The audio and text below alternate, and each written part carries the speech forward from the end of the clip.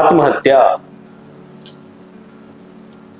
कुठलीही व्यक्ती आत्महत्या करते त्यामागे अनेक कारणं असतात, पण प्रमुख कारणं कोणती आपल्या सगळ्यांनाच माहिती आहे. नैराश्य हे त्यातलं सगळ्यात प्रमुख कारण.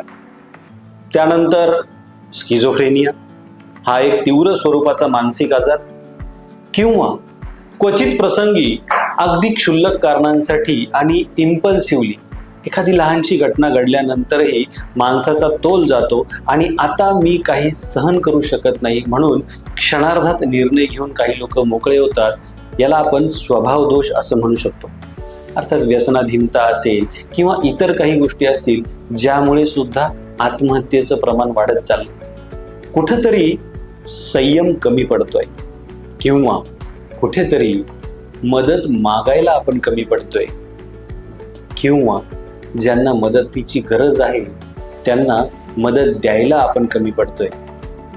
विचार करायला हवा, काय करू शकतो आपण सगळे मिळून आत्महत्या रोखण्यासाठी.